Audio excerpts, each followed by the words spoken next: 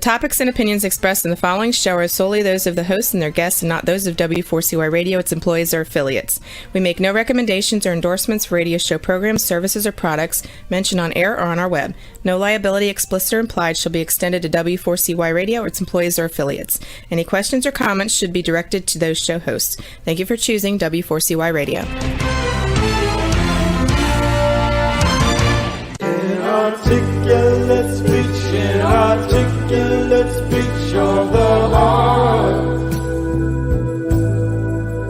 Inarticulate speech, inarticulate speech of the heart.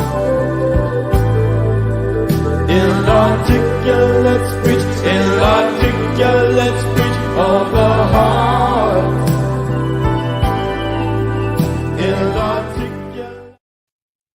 Hello and welcome to It's Your Voice, the show that hosts enriching conversations in diversity. My name is Bahia Yaksan. I'm a core alignment coach, an emotional wisdom training specialist, and a diversity educator.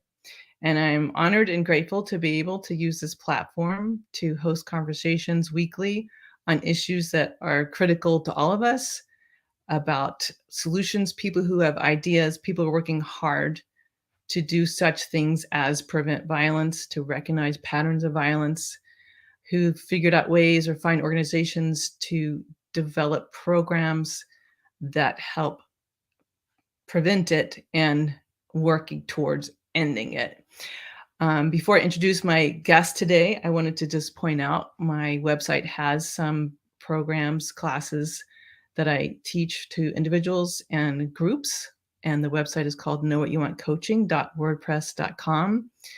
And some of it is related to, actually, most of it's focused on how creating more inclusive communities and belonging, which often starts with first we have to recognize where we're at in our process of consciously or unconsciously stepping on other people, which sadly is the norm in much of our cultural patterns. Today, I have an amazing guest who has been working in the field of violence prevention in one form or another for 30 years. Heidi Randall is here with us today. She is the executive director of an organization called Maine, as in the state of Maine, M-A-I-N-E, Maine Boys to Men. And I am so excited because in times of despair, when there's so much bad news about shootings and actual indoctrination of people into white supremacy, and in really a short period of time of converting people who could have never caused such harm into people who kill people based on the color of their skin or some other completely unfounded reason, not that it's ever founded. So I will say more about Heidi once she comes on. Heidi, thank you so much for being here. Thank you so much, Bahia. It's my pleasure. Yeah, and when we scheduled this, it was before the last couple of horrific things that I'm aware of, and of course, so much violence. But I know we will end on a more encouraging note because you're here, and the work you do is what gives me hope. But I wanted to let folks know that you have worked in family violence and sexual assault and youth engagement programs, not only in Maine, but also Vermont and also New Zealand, which will be very interesting to hear about. And you developed a youth engagement program that spanned all across the state of Maine and involved a diversity of communities across diversity. So there's so much I want to hear about from you. So it would be nice. Why don't I let you say the mission of Boys to Men, Maine Boys to Men? Yeah, thank you, Bahia. I'd love to share that I love our mission. So we are the only program in the state of Maine or organization, and whose primary focus is to end all forms of male violence and self-harm. So male violence against others and male violence against self, while advancing gender equity. So that is our mission. And, to our knowledge, we are the only organization that is solely focused on ending all forms of male violence. in the state of Maine. And how do you do it? Yeah. So we do this. We have 3 pillars in our organization that we are the foundation of all of our programming, which is the pillars of empathy, connection, and belonging. So we have a suite, what we call a suite of curriculums. We start with the healthy development of boys. So we work with entire grades of middle school boys. For example, we'll go in and work with an entire 7th grade or an entire 8th grade, and we break those boys up into small groups, and then we do some really deep connecting, empathy building work with them, specifically around ending male violence and self-harm. And we'll go in and work with a school for as many weeks as it takes to work with every single male identified student in that class. So we start with the middle school boys. Then we work with high school students. And when we work with high school students, we work with students of all genders. Again, smaller, a little bit larger groups, but still a small group of 40 students at a time. And in high school, we get a total of 12 hours with those students as a small group. We shifted a little bit in high school to work across all genders, because we think that at that stage and age of development, it's really important for young people to learn how to partner with each other in terms of ending male violence and self-harm and advancing gender equity. And we believe that developmentally at that stage, they're more able to have those conversations with each other and alongside each other. And then we shift, those are our youth serving programs. Alongside, we also serve youth at risk and youth who are in risk in very specific programs. For example, we might work with Long Creek, which is a juvenile detention facility here in Maine. We may work with a program called Learning Works, which is an alternative education program here in Maine. We may work with a program called Mainstay, which is sort of like a sober house here in Maine for youth. So there are a lot of different ways that we serve in risk and at-risk youth as well. So those are kind of our youth serving programs. And then we shift over to our youth serving adult programs. So we consider ourselves a youth serving organization. So we work directly with youth, and then we work directly with adults who serve youth. So that could be parents, specifically fathers. It could be first-time fathers. People are expecting their first child. It could be educators. We have a whole educator and coaches, athletic coaches program. It could be anyone who serves youth, maybe in an after-school program, at sort of any youth serving organization we work with, those adults about how they can be working with youth themselves to shift male violence, self-harm, and advance gender equity.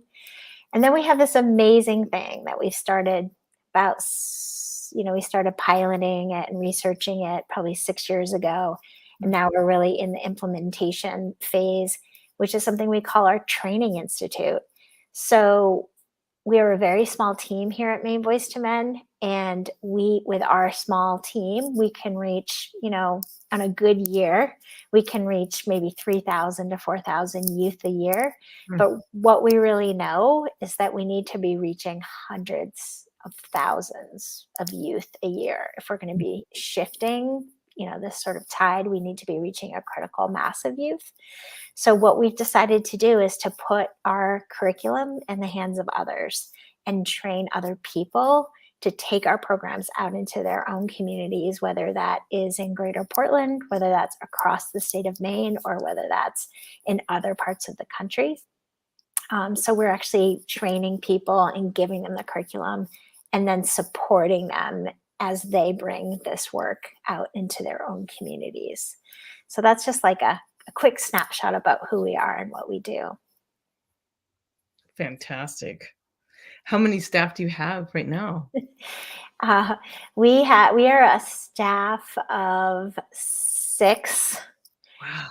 Yeah, and we have a few interns and volunteers and contractors, but primarily we're very small, but we're very efficient and impactful, I like to say. It sure sounds like 6 people reaching over 3,000 students in 1 year. That's very impressive. And 6 years of testing this project that you're now able to implement. Mhm. And are a lot of the adults that are involved in supporting youth volunteers? Um, it's a real mixed. You mean in terms of people who come through our training institute? Yeah, like how the people who support the programs that you were mentioning, is that all 6 paid staff manage all those, or do you have, Oh, community volunteers who come in and help? yeah, I would say we have on any given year, we have maybe 3 or 4 either MSW level interns or we have a youth advisory council, and a lot of the students who come through our program will join the youth advisory council, and then they'll go off to college or they'll come home for the summer and they'll intern for us. They'll want to kind of become a part of our team. And so we often Mm, get a lot of sort of graduates from our programming who want to be a part of our organization for a summer or for an internship through college as well. Yeah. well, I'm really impressed that, you will take as many weeks as it takes to work. When you were talking about the middle school age group, how difficult is it to access schools, and how difficult is it to work with school systems who feel like they have no time, feel like they have no resources, feel like they can't do one more thing? How do you do that? Yeah, that is a really good question. I wish I had a very simple answer for you. But what we have done is show up repeatedly in a supportive role for Mm, schools in our community year after year after year. And we've met them where they're at. For mm, example, when we first started, going into schools and offering our programming, it's fair to say we weren't in super high demand, and schools weren't willing necessarily to pay us for our work. And so we really had to build relationships. We had to offer our programming for free. For many years, our program was grant funded, and we would just, because of the grant funding, we were able to offer it to free. And then mm, slowly over time, we built an incredibly reliable brand, and our community really became to came to value us and to see the importance of our work. Then there was sort of like a shift happening, where the more schools we were in, then the word was spreading, and then the principals were calling, and the principal might mm, in one school move to another school, right? Get promoted or shift to a different school community, and then they would want to bring us along with them to that community as well. Um, and just prior to the pandemic, we I think we had served in the in a 5-year time period, we had increased our programming 700%, which is wow, like really unbelievable over wow, like the whole 12 years prior. And so we were sort of really being valued in the communities that we served in the schools. And they were just, once they were in the habit of having us every year, it's like they didn't want to go a year without having us, that mm, they really felt the change in the school culture. And it was a really supportive, it helped kind of support all of the other work that they were doing in education, was to have their students have this common foundation of empathy, connection, belonging, and respect, kind of everyone getting that same information. Then, when the pandemic happened, obviously, schools were under a tremendous amount and still are of mhm, stress. And as an organization, we basically just said, you tell us what you need, and we are here for you. mm, And so, for example, many schools asked us to just do online stuff with like their whole school. We really let the schools kind of define how we could support them through that time period, and we didn't put any pressure in any way on schools in terms of programming. And then something amazing sort of happened, I would say, coming out in August or September of this year of the last academic year, 2021, we saw an unprecedented, demand for our programming more than any year prior. For example, just in the time period of January through April, we worked with 1,000 students, which is just like a crazy amount in a very short amount of time. And what we're finding right now is that young people coming out of the pandemic, having spent so much time sort of isolated from each other and on screens and, just all of the stress and tension that everyone has been under over the last few years, that when the students were coming back to school, that the schools were experiencing, a lot of behavioral issues, a lot of social problems between students. It was as though students had kind of forgotten about how to be together in community and were really struggling with their relationships to each other and their relationships to the teachers. And a lot of sort of events were occurring, and the teachers were very, very concerned, specifically about male behavior that they were seeing on sports teams and hallways and classes. And so we've been getting just this crazy amount of demand for our programming. And we have tried to say yes to everybody who asked and really make it happen, because one of our core values as an organization is to be responsive to our community and support our schools any way we can. Well, it really sounds like a responsive approach. And I loved when you said we just you showed up repeatedly and supportively. And it sounds like really good relationship building with schools, and offered the program for free until you couldn't. And then, wow, look what's happened. And relatively, and with the pandemic in the middle, relatively a very few short number of years. One other thing that I forgot to mention, Bahia, is that we got some funding from the Department of Justice for over a 3-year period. And one of the programs they funded was an educators and coaches training. And again, we were able to offer that for free. And what that was a shorter training. It could be up to a day long, or it could be up to 2 hours. Kind of, again, we needed to be flexible with schools. And what we did there was we just put ourselves in front of as many educators and coaches as we possibly could. And they so valued and appreciated the training that we were offering that became almost a feeder program for them, inviting us into their schools if we hadn't been in their schools, because they just learned to trust us, and they learned to know more about the messages and what we were bringing to the students, because they were experiencing the program themselves and they could see the value in it. And so that's something I would recommend too, is to create some sort of a training that allows the adults who will be inviting you to those schools to experience what it is that you'll be doing with the students, as a way of a bridge into the school, or a way of building trust with those adults.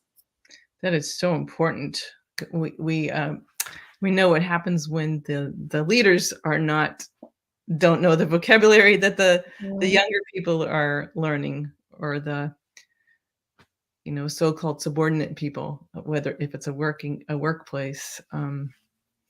That's really a critical piece. The other piece is, I think that so much of our core content focuses on, let's see, how would I say it? It focuses on core problems of being human.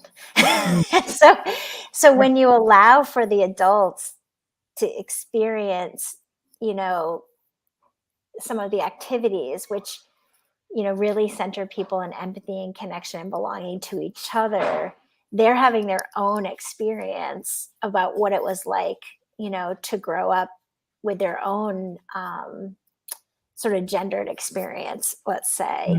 And they're having an opportunity to reflect on some of the things that didn't go so well for them as a young person in terms of gender equity or pressures to perform gender or masculinity in a way that's harmful to themselves and others. And, that's the biggest selling tool, is that no one has ever asked them to reflect or been empathetic or sympathetic to their experiences. And to be the first people to have those conversations, they realize how valuable they are through their own processing. And then they sort of want that for everyone in their school.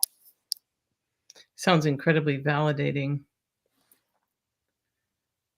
And if for people listening on the radio, I just want to say the website address out loud, and it's just www.mainboystomen.com, and it's TO, the word two. And we'll mention that again towards the end.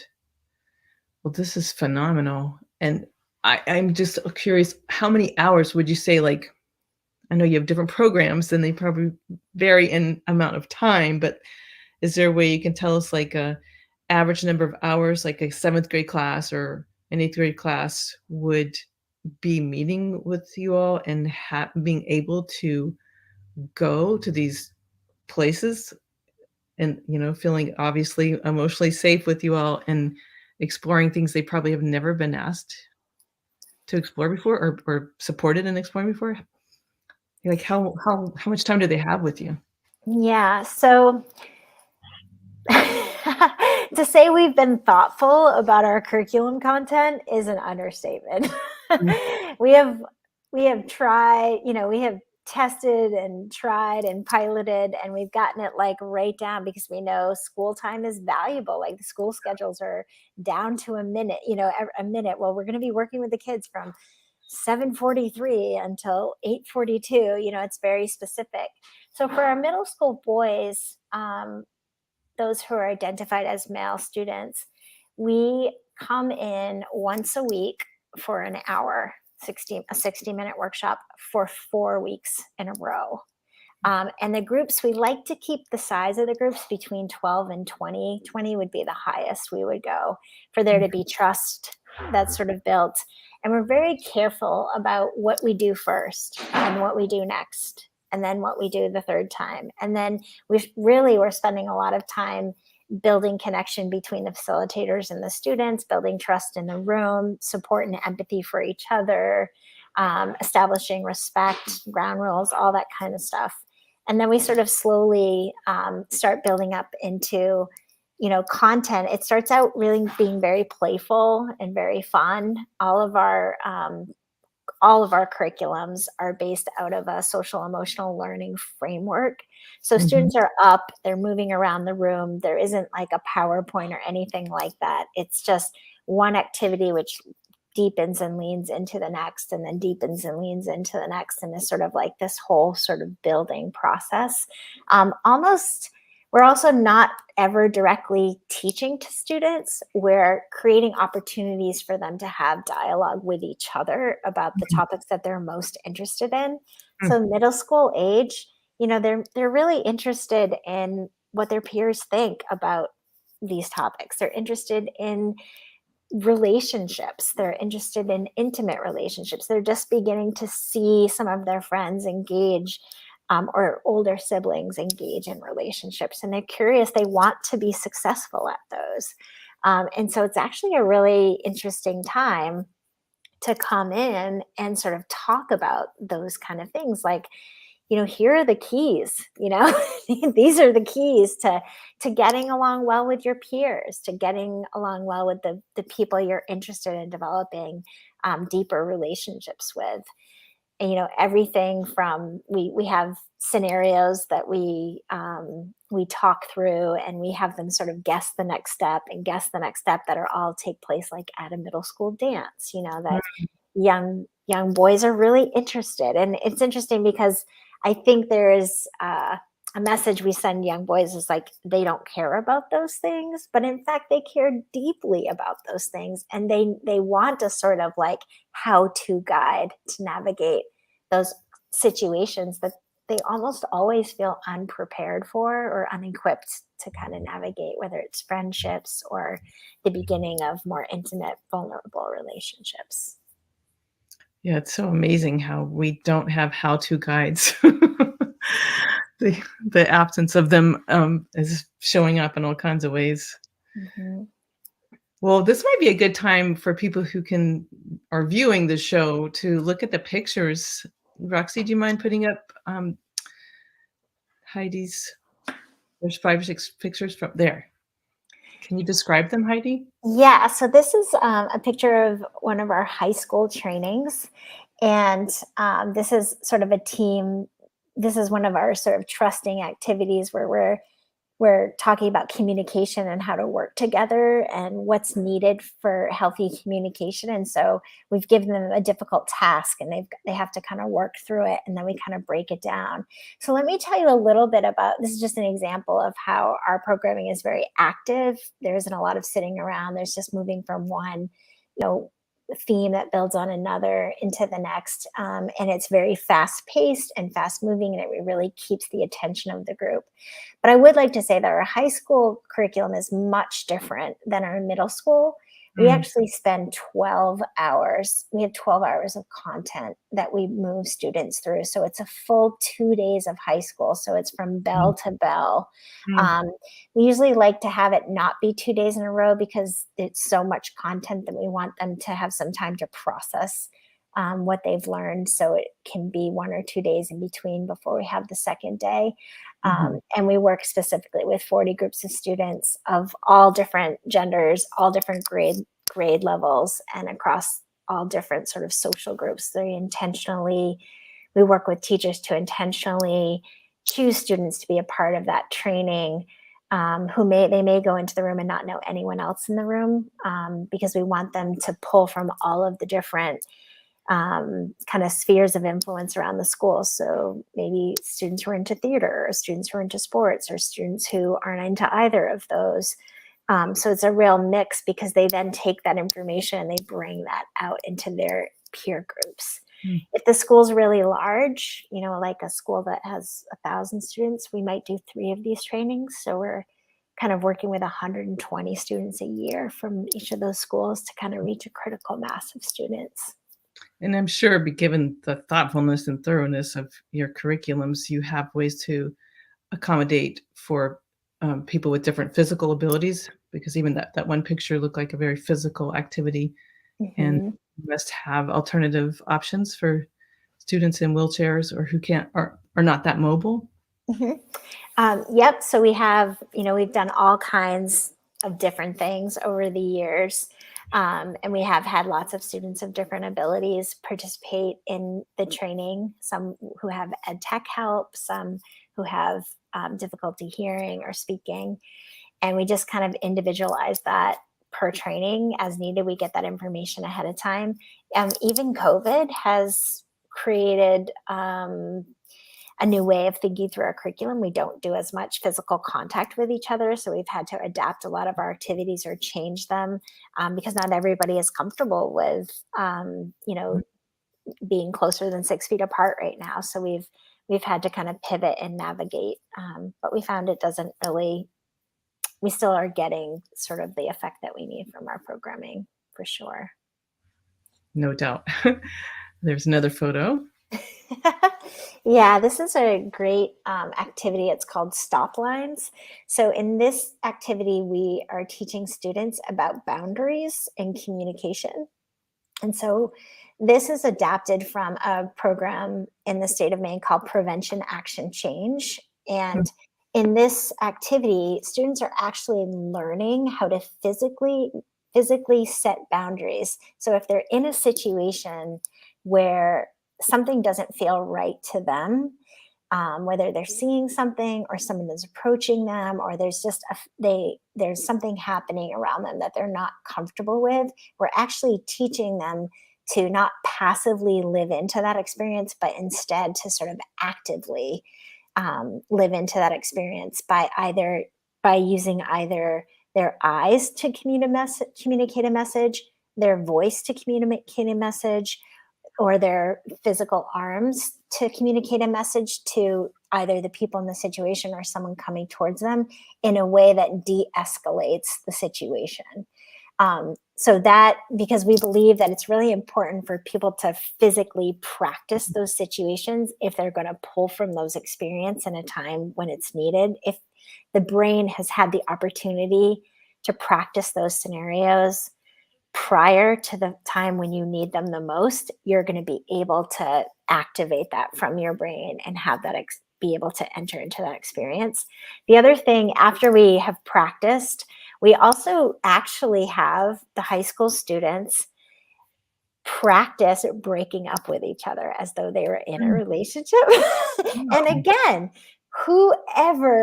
no one ever teaches a young person how to gracefully and kindly, yet firmly establish a boundary in a relationship they no longer want to be a part of. Like, nobody ever teaches young people this. And so instead, we see a lot of harmful behavior around breaking up and people wanting to break up, but going on for months and months and months, or people not accepting a breakup, or somebody threatening to kill themselves if you break up with them, or all these unhealthy behaviors in these first initial relationships.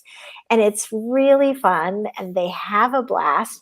And, all the wheels are turning of like, oh, I can do this. Like, I can practice. This is a skill. It doesn't just happen automatically, right? We have to support our young people and give them the space to like practice with each other of like, this is what it feels like. It's not, this is what it sounds like. This is how I do this, for sure.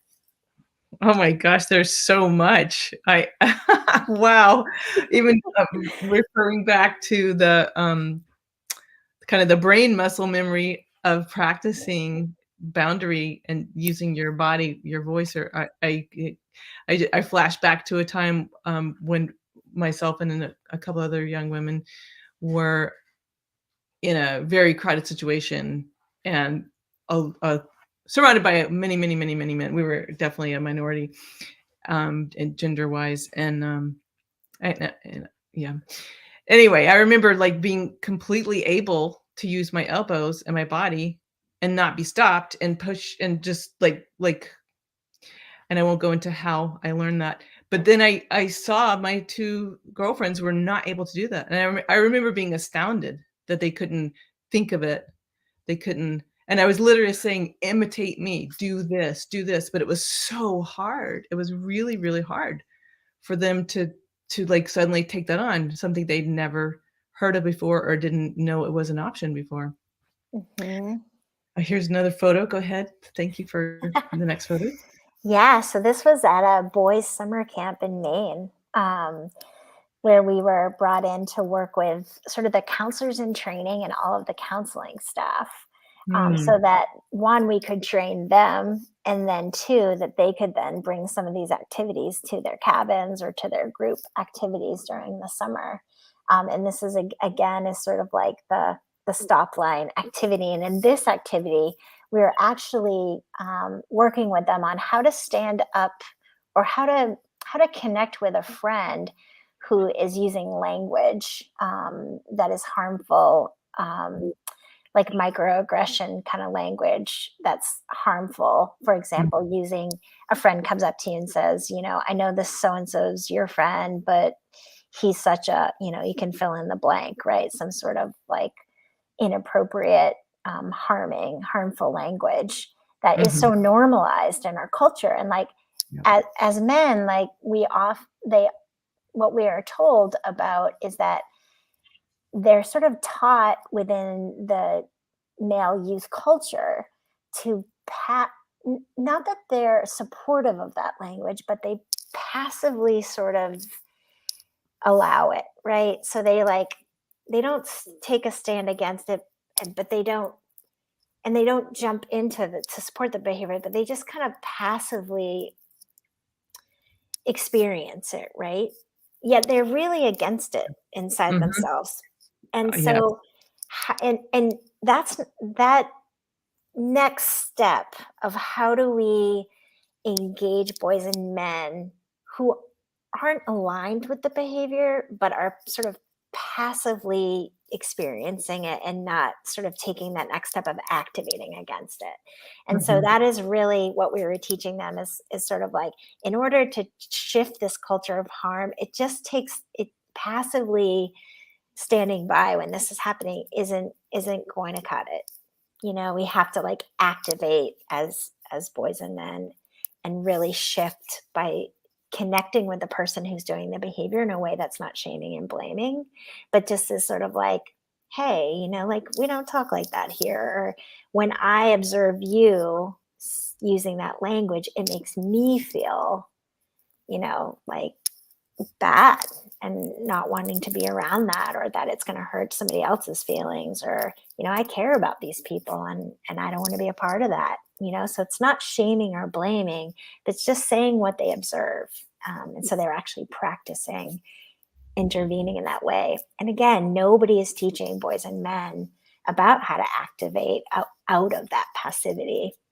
And in fact, they're often getting the opposite message, which Mhm. is the bro code, or the, if you don't sort of like, if you stand up against any of this, then you will be cast out and you will become the target of aggression and violence and language and harassment as well. So true. Mm. Isn't it amazing that, like, I don't want to oversimplify it. I know it's a lot of work, but it also, the thought is coming to me like, isn't that all it takes? Is that all it takes? Attention, nurturing, acceptance. Empathy, connection, and belonging. So what I've seen and what my team has seen is that every person, regardless of gender, within themselves, really wants to be aligned with the higher humanity within themselves, right? And flat out, we don't give them permission or space to be, right? We, from a very young age, doesn't matter which gender, we're putting on to young people, whatever their gender identity is, we're putting onto them, you need to look like this, you need to act like this, you need to be successful in this way within your, gender identity, you need to be athletic, you need to be strong, you need to have a certain body type, you need to be passive, you need to be polite, and nobody is just sort of saying like, you get to be a human being and you get to act on your inner, the piece within you that wants to feel connected and belong to the things that feel good around you. And when we give them permission in a way to just take off all of these messages and these expectations that have been just kind of piled on them, there's such a relief in the room. And you get the most amazing thing to me is you get the feeling like in these groups of 12 middle school boys that literally no one has ever told them that before. That it's okay to just literally be who you are without no need to perform masculinity to be accepted, or no need to be, in order to be an athlete, or to be successful, you have to be an athlete. If you're not an athlete, you don't have any value. Or if you're not Mhm. aggressive and control, you don't have any value or status in the middle school or any of that. Like, just like, you get to just be, and that is enough. Yeah, it's pretty amazing. It is. Do you find that it very similar or exactly the same thing, but different, and internalizing different messages around race or sexual orientation, just this is the way you're supposed to be, this is the way you're supposed to act, you act superior, you act inferior, you take this role, you take that role. Is that the same process of conditioning and then internalizing those messages when we don't have enough to contrast some of those cultural patterns? Absolutely. So we talk about, we introduce something called the gender boxes, and we do it within, we don't believe in gender as a binary at all. And we don't promote that as an idea in any way. And what we do is to highlight sort of the pressures that young people feel to conform to the binary. We have this discussion about, we draw a box, we call it the man box, and we draw another box and call it the woman box. And we talk about like, what is the messaging about you have to fit into this one or you have to fit into that one? And we talk about, what does it mean in our culture? What are the messages that we get in terms of being a man or being a woman? And you have to have a certain body type and you have to be brave and you can't cry and, all the things, right? And then we talk about like, well, how does this get like enforced? Like what happens if you try to step out of one of these boxes? Yeah. And what happens is language, right? You get called all kinds of things. So if maybe you identify as male, but you aren't necessarily fitting those stereotypes of common messaging that young boys get about what it means to be a male. Maybe you paint your fingernails, or maybe you are in the band instead of on the football team, or I'm using these sweeping generalizations here, but just to prove the point. Sure. And you start being called, language, I'm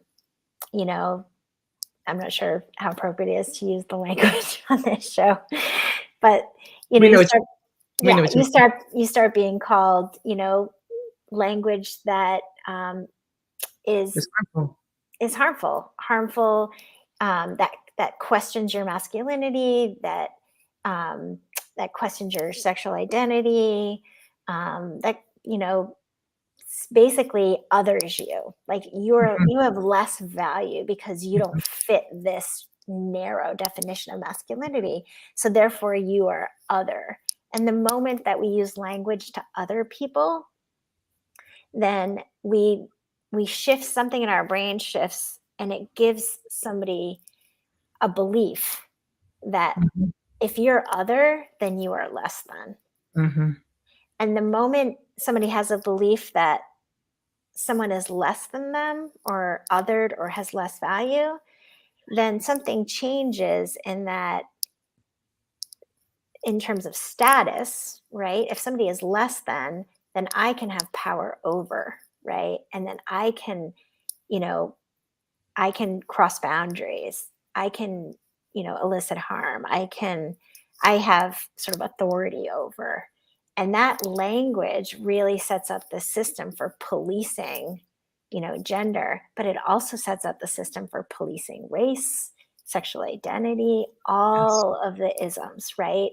And it's always this hierarchy. And so when we do those gender boxes, it creates the platform for saying, like, how does this relate to race? How does this relate to different forms of sexual, preference or identity? Like how does this keep playing out in all of the ability, all of that? Like how does this same system apply to all of these other places? And the students can really see what's happening there. And really the centered norm for the stereotypes is people who are white, people who are male, people who are heterosexual. They have the power and the status in our culture. And those are the people who are most often othering other people. So that's how we kind of get into that topic. That's how you connect all the different forms of violence and how they are perpetuated. And then the second people are objectified and less valued, then we can start justifying violence with that kind of miniature brain, the non-thinking conditioning. Wow. Well, we only have a couple of minutes left. You're kidding. I feel like we just started. No, and I think there's a couple more photos. And could we just quickly run through those, and then we'll just have to wrap up? Of course. Yeah, I can't believe it's already time. Yep. So this is one of our high school trainings. This is something we call our promposal scenario. So we actually read a short story, and we go piece by piece, and the students move across the room depending on how they feel about what's happening in the scenario. And in this training, actually, it was so funny because we were running out of time, so we didn't get to finish it. And we didn't get to finish the story, and we had to continue it to the next day. And the students were like, "You can't leave us hanging." They were so invested in the story and wanting to know what was going to happen. Yeah, this is actually one of the most favorite activities. And again, prom is, it's a very stressful event at most schools, but it really gave the students an opportunity to unpack all those subtle things. And this is a group of people who participated in our first pilot training institute. People came from New York, they came from Canada, they came from New Hampshire, they came from across Maine, Massachusetts, and we even had a woman come from a First Nations community up in Canada to be the first people to receive our curriculum and be trained on it. Fantastic. Gosh, Heidi, thank you so much for all this information. Can you say out loud both the website and the inquiry, the email, if someone wants to email you? Sure. Yeah. So we are Maine Boys to Men. So www.maineboystomen.com. And on our website, there is an inquiry form. If you have any questions about anything, you can just fill that out and send it out. And you can also reach me directly at Heidi@maineboystomen.com.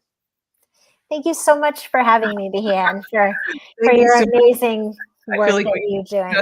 We just barely started talking.